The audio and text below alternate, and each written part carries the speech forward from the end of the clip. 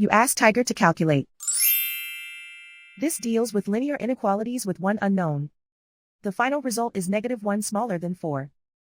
Let's solve it step by step. Simplify the expression. Expand the parentheses.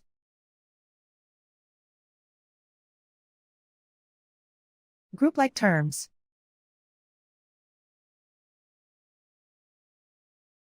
Simplify the arithmetic.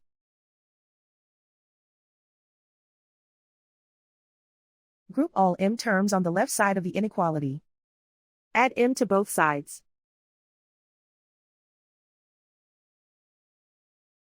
Group like terms.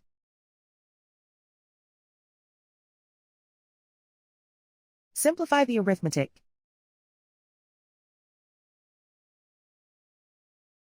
Group like terms.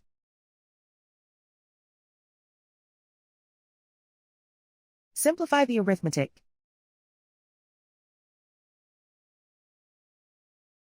Plot the solution on a coordinate grid.